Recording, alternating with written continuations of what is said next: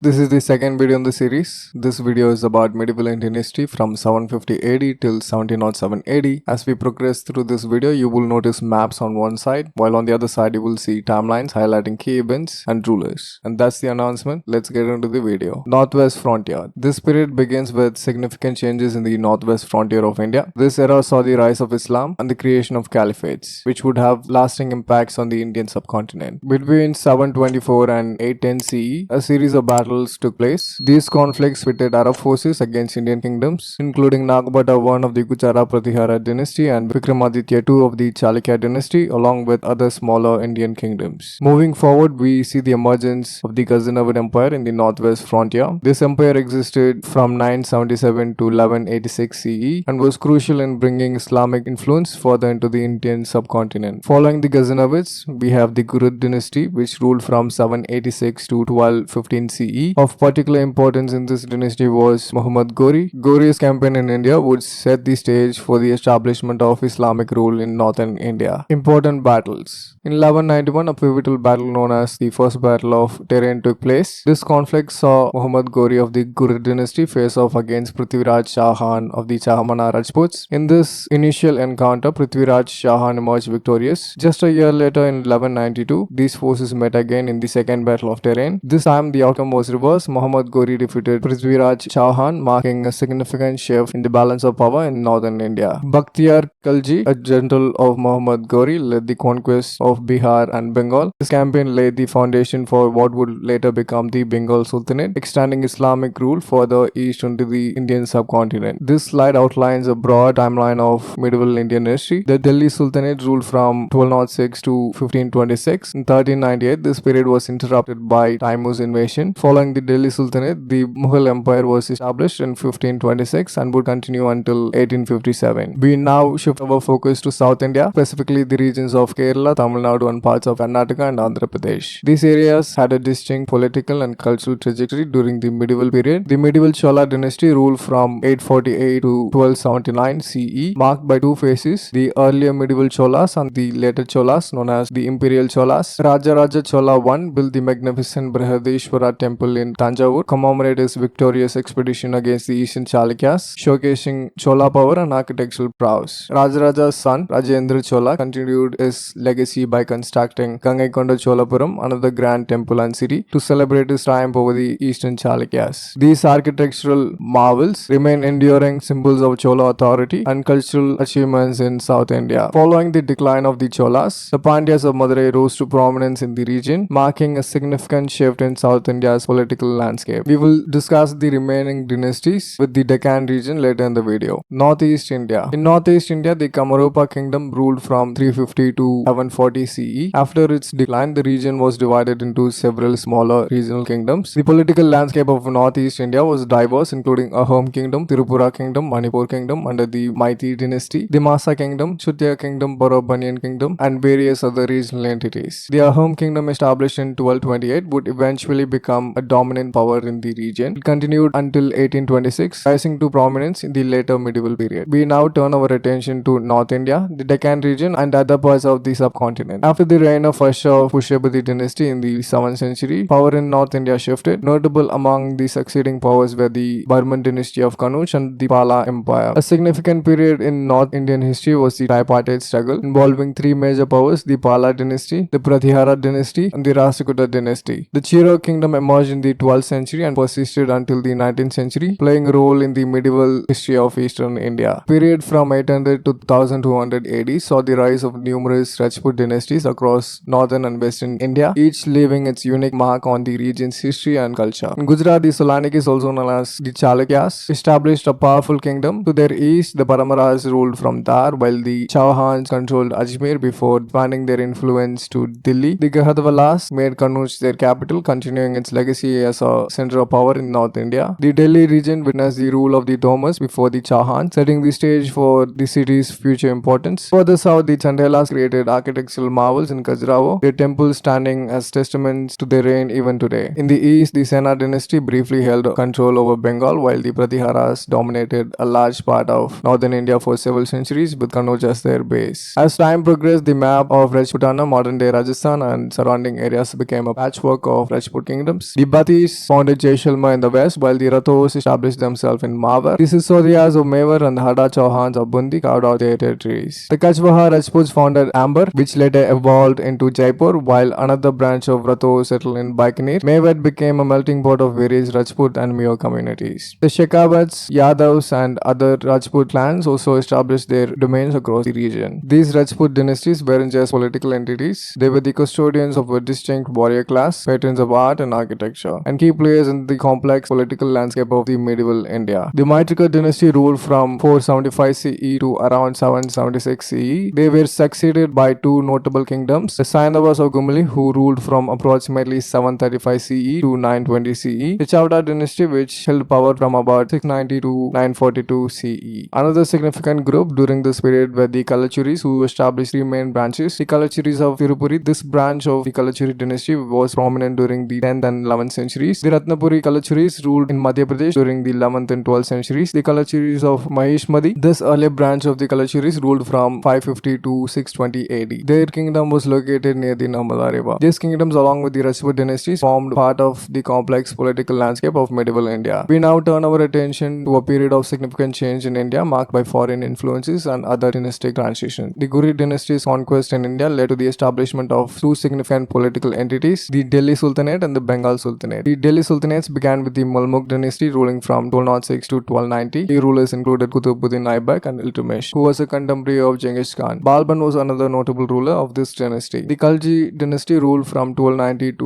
1320. Alauddin Khalji was a significant figure known for his military conquests, administrative reforms, and market control system. The dynasty's later period saw internal revolts and Mongol invasions. The Tughlaq dynasty ruled from 1320 to 1414. Muhammad bin Tughlaq is remembered for his ambitious projects and their subsequent failures. Firuz Shah Tughlaq focused on public welfare projects. The dynasty's decline coincided with Timur's invasion of India in 1398. Following Timur's invasion, the Sayyid dynasty was established, ruling from 1414 to 1451. Khiris Khan founded this dynasty in 1414. The Lodi dynasty, the last of the Delhi Sultanates, ruled from 1415 to 1526. The reign of Ibrahim Lodi ended with his defeat by Babur in the First Battle of Panipat in 1526. This marked the end of the Delhi Sultanates and the rise of the Mughal Empire. During this period, the Bahmani Sultanate was also significant in the Deccan region. Several regional sultanates emerged during this period, including the Deccan Sultanates, Gujarat Sultanate, Qutub Shahi dynasty, Adil Shahi dynasty, Malwa Sultanate, Kashmir Sultanate, and several others. Each contributed to the complex political landscape of medieval India. Rise of Mughal. The Mughal dynasty ruled India for nearly 2 centuries. The main rulers were Babur, Humayun, Akbar, Jahangir, Shah Jahan, and Aurangzeb. Babur established the Mughal Empire by defeating Ibrahim Lodi in the First Battle of Panipat in 1526. He further consolidated his power by defeating Rana Sangha of Mewar in the Battle of Kanwa in 1527. Humayun's reign was interrupted by Shah Shuri, who defeated him in the Battle of Pilgrim in 1540. This led to the establishment of the Sur Empire from 1540 to 1555. Humayun reclaimed Delhi in 1555 but ruled only briefly until 1556. Akbar's reign began with the Second Battle of Panipat in 1556, where he and Bairam Khan defeated Hemachandra Vikramaditya. Akbar abolished jizya tax in 1564. His reign saw the Battle of Talikota, the construction of Fatehpur Sikri, the creation of Dina-e-Ilahi. Akbar expanded the empire and introduced administrative reforms like the Mansabdari system. Jahangir focused on art and painting. Shah Jahan is known for architectural marvels like the Red Fort and Taj Mahal. Aurangzeb reintroduced the jizya tax and pursued orthodox policies. His reign saw the Mughal Empire reach its maximum extent. Arrival of Europeans. Vasco da Gama reached Calicut in 1498. The Portuguese conquered Goa in 1510 and introduced tobacco and printing press. The British received permission from Jahangir to establish a factory in Surat in 1612. The Danes set up in Tranquebar in 1620 and the French established their first factory in Surat in 1668. The Deccan region saw a complex tapestry of dynasties and empires over several centuries. The Chalukyas, for instance, were known for their architectural marvels, including the Roca temples at Badami. The Rashtrakutas, who followed, made a significant cultural impact, including the creation of the magnificent Kailasa temple at Ellora. The Chalukyas of Bengi, on the other hand, were renowned for their contribution to Telugu literature and culture. The Western Chalukyas emerged as a formidable force, with their rule marked by the development of unique styles in art and architecture, such as the intricate carvings at the temples of Gadak. During this period, the Hausalas rose to prominence, leaving a legacy of stunning temple architecture, exemplified by the Hausaleshwara temple at Hailbidu. The Kakatiya dynasty was known for their impressive fortifications, including the fort at Varnangal, and for promoting trade and commerce. Meanwhile, the Yadavas of Devanagari were notable for their advancements in the fields of literature and education, fostering a rich cultural environment. The Vijayanagara Empire, established in 1336, became a major power in South India, lasting until 1646. Concurrent with these empires, the Sultanate of Madurai briefly held control in the south, while the Deccan Sultanate extended its influence into the Deccan. In the east, the Gajapati kingdom, emerging from the Eastern Ganga dynasty, ruled from 1434 to 1541. The Vijayanagara Empire had four ruling dynasties: Sangama, Saluvu, Tuluvu,